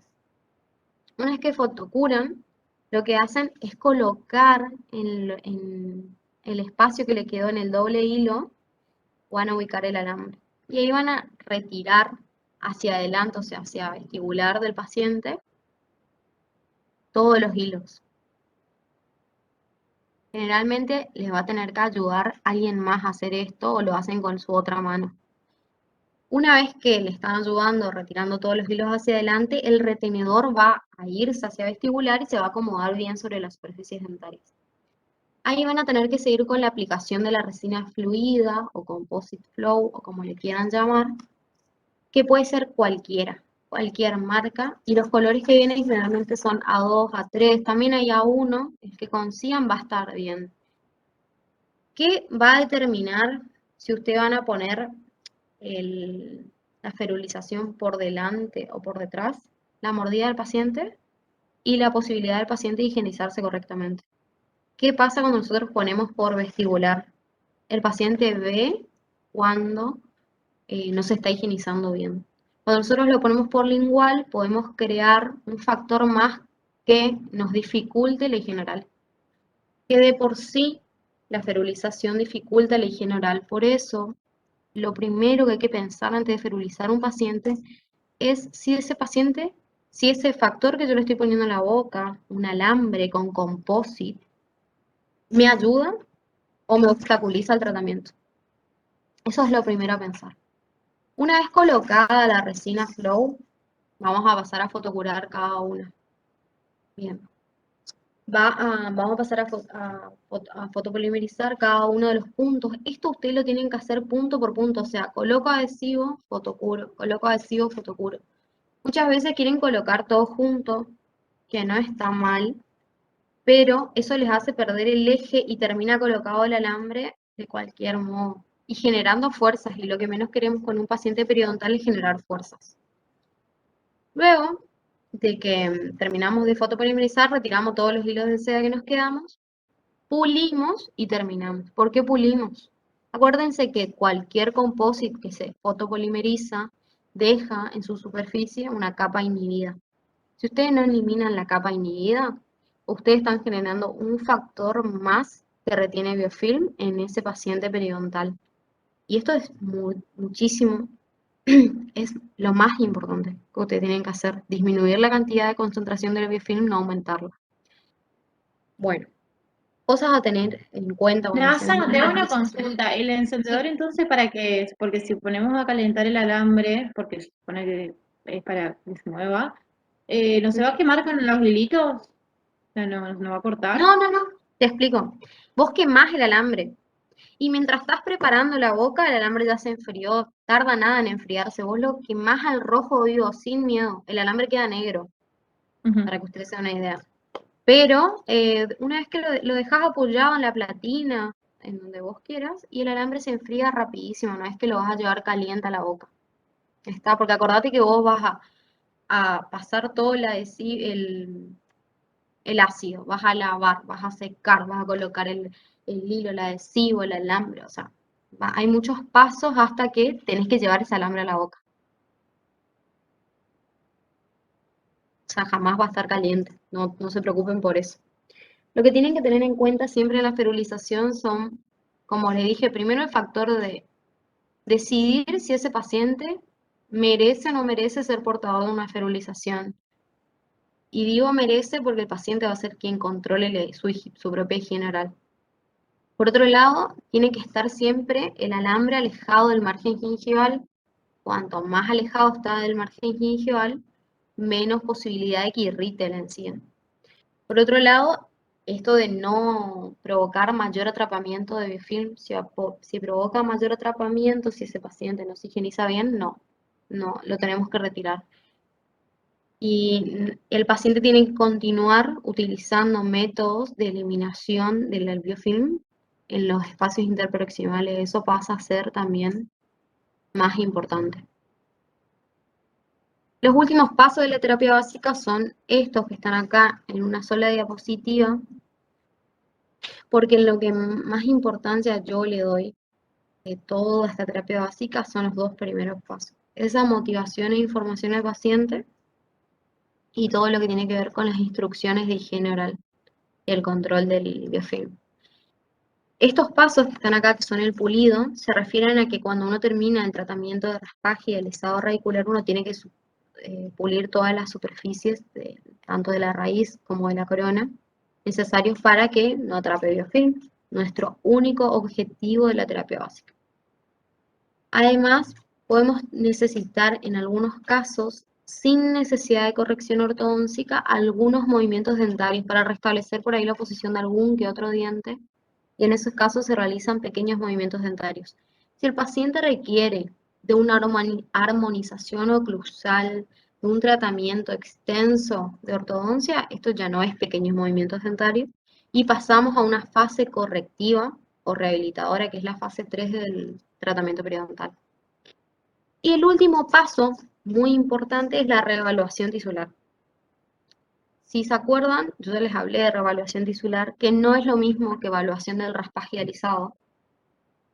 Evaluación del raspaje y alisado es lo que nosotros hacemos a los 15 días de haber raspado por primera vez y decimos, y lo que hacemos es constatar mediante la cureta, mediante la inspección visual, mediante el spray de agua y aire que ya les expliqué. Vamos a constatar que no haya quedado cálculo, que nuestro raspaje esté correcto, que las superficies estén lisas, que al tacto estén pulidas. Eso es evaluación de mi raspaje. Y en el caso de, no, tiro aire, spray, y veo que hay cálculo, que quizás no vi en esa primera sesión de raspaje, vuelvo a instaurar una terapia de raspaje. En cambio, reevaluación tisular es un procedimiento en el cual nosotros esperamos a la total cicatrización de los tejidos. Es decir, vamos a esperar 45 días para que cicatrice ese tejido conectivo. Y ahí, ¿qué es lo que vamos a hacer en esa reevaluación tisular? Nosotros vamos a evaluar si el paciente va a fase de mantenimiento, va a fase correctiva rehabilitadora, va a fase quirúrgica. Son diferentes pasos. Uno es para mi evaluación dentro de mi raspaje, dentro de mi terapia básica, que la hago a los 15 días de haber realizado mi primer raspaje.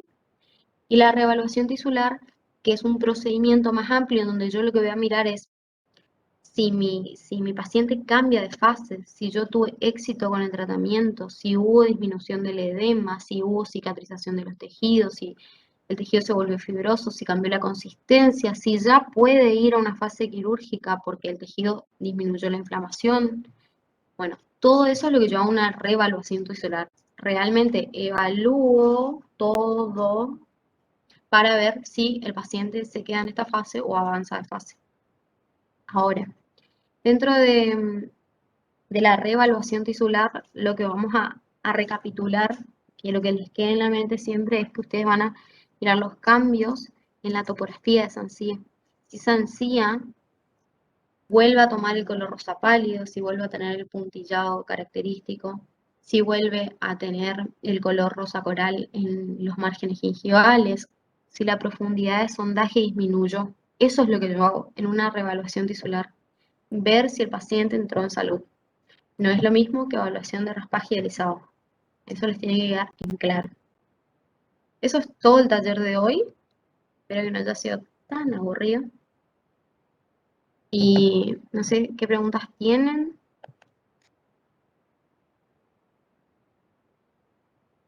NASA, yo quería saber qué se le recomendaría al paciente después de hacer raspaje y alisado, en el caso de nuestros pacientes de periodontitis. O sea, después de realizarle el raspaje y alisado, y me preguntan, o sea, el año pasado nos preguntaban si ya se cepillaban los dientes cuando iban a su casa o al otro día, y nada, nunca sabía bien qué decirles yo, o sea, porque o sea, van a tener sensibilidad, no se van a poder cepillar después de decirle, cepillate bien, cepillate todos los días, 3 veces al día, o lo que sea que le decíamos el año pasado, le va a doler, digamos, después del raspaje. Bueno, cuando ustedes hacen la terapia de raspaje, lo que yo les recomiendo en principio es que si ustedes van a hacer raspaje subgingival, no le estén molestando al paciente sin hacer anestesia. Hagan anestesia local, no infiltren un montón de anestesia, sino un poco de anestesia para aliviar la sensación del paciente, porque si no el paciente queda molesto. Eso es lo principal. Entonces les permite dos cosas. Una, trabajar ustedes con seguridad, porque si el paciente se está moviendo ante esa molestia que les causan ustedes, es incómodo para ustedes y es súper incómodo para el paciente que se queda encima con esa sensación de que ustedes le hicieron doler. Bueno, eso por un lado. Y por otro lado, decirle, o sea, prevenirle al paciente de que cuando ustedes hacen raspaje alisado les va a quedar una sensación de hipersensibilidad dentinaria, que eso va mejorando con el pasar de los días. El paciente tiene que cepillarse, no hay caso, o sea, sí o sí tiene que cepillarse. Y que cuanto más se cepilla, va a ir notando conforme pasan los días, ya no va a haber sangrado al cepillarse. Y ese es un signo de que está yendo bien con el tratamiento. En el caso de que siga sangrando es porque tiene que haber más cepillado. Siempre yo trato de decirles eso, el parámetro es, si te sangra, cepíllate más. Si ves que empieza a disminuir el sangrado es porque estamos yendo bien con la higiene. ¿Se entiende?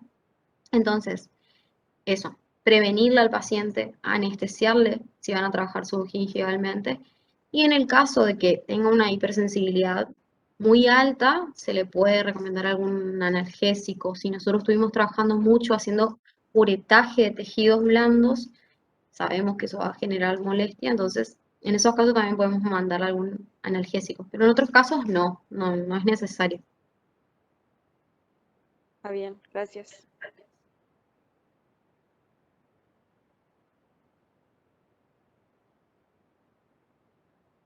¿Alguna pregunta más?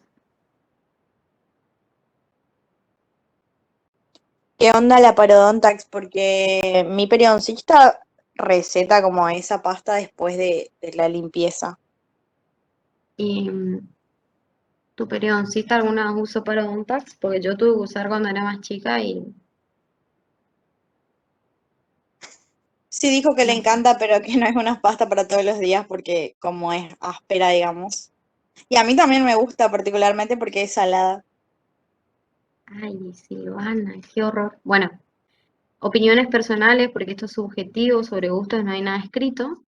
El tema con la pasta parodontax es, tiene algún que otro aditamento, como les decía hoy, que se ha demostrado científicamente que ayudan a disminuir la patogenicidad de esa placa subgingival.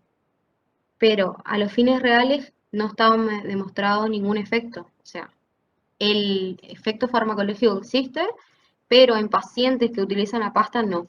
O sea, da igual. Lo más importante es el cepillado, el barrido mecánico que hace el paciente.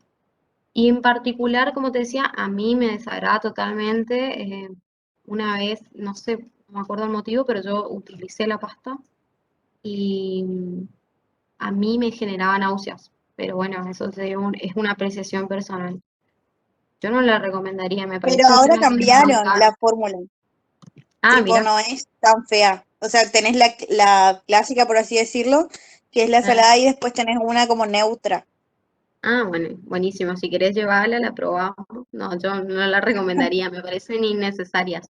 Pero como les digo, si al paciente le motiva, bien ahí. Si al paciente no le motiva o le va a agregar un motivo más de estrés, no, gracias. Chicos, eso traten de ponerse en el lugar del paciente. Porque lo que nos sucede a los odontólogos es que les damos una lista de cosas que el paciente tiene que ir a hacer y el paciente termina saliendo de la consulta diciendo, güey, o sea, un lío, un embole, o sea, no gracias, paso. Entonces, tratemos de reconocer el tipo de paciente que vino a nuestra consulta y tratemos de darle las herramientas para que pueda mantener su higiene oral. Si le va bien con un cepillo, buenísimo. Si le gusta esa pasta, buenísimo. Si usa colutorio porque le parece bien, buenísimo. Pero así hacerle entender que si no tiene todas esas cosas, él puede tener una buena higiene oral de todos modos. Eso es re importante. Bueno.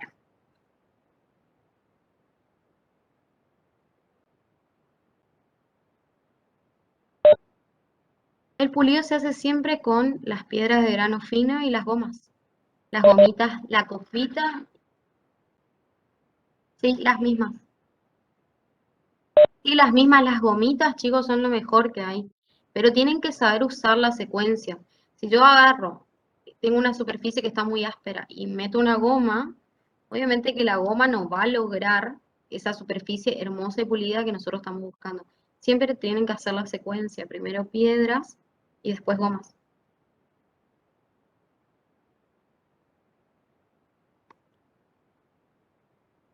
Profe, le hago una pregunta. Sí.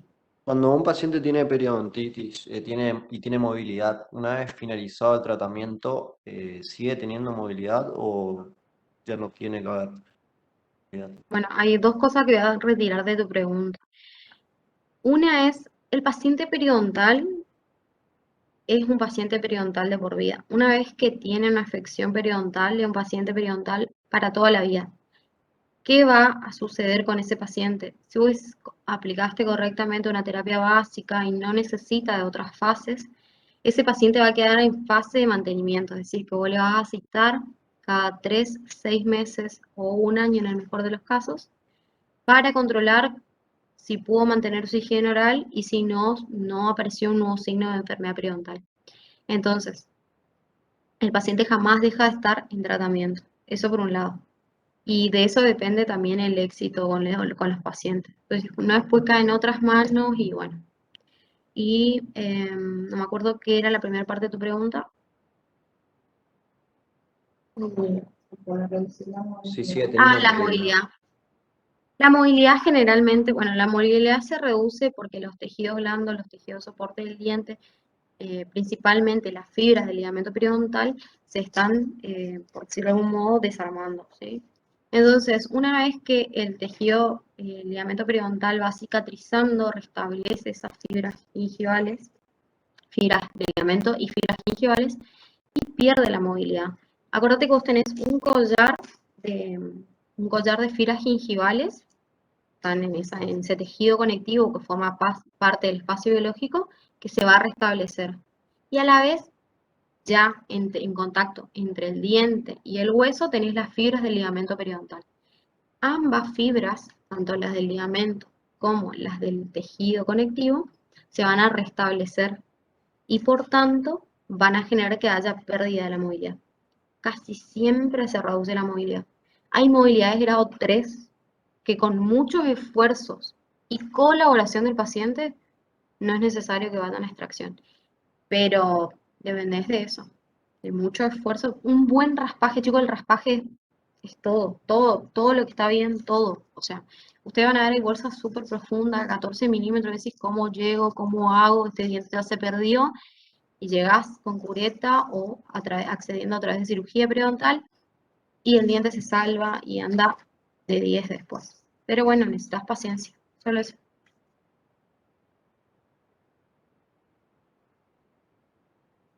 ¿Algo Gracias, más?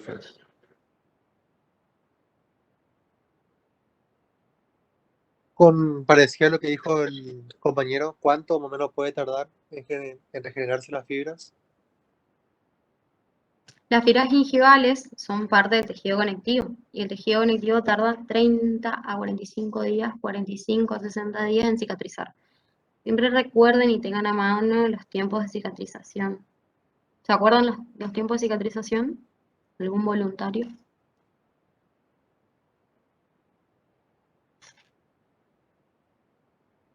Todos callados se quieren ir ya y seguro que le están odiando a los que están preguntando. Bueno, recuerden que el epitelio del surco, tenemos el epitelio unión, que tarda 7 días en cicatrizar aproximadamente. Después tenemos el epitelio interno, del surco interno, que tarda aproximadamente 14 días. El epitelio del surco externo, 21 días.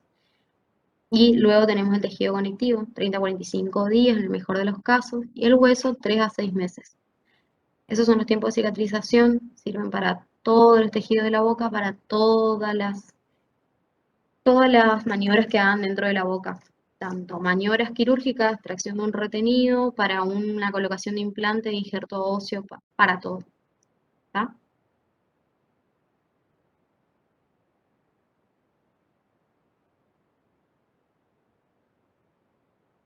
Si no hay más preguntas, que sigan teniendo un buen lunes y nos estamos encontrando en la clínica.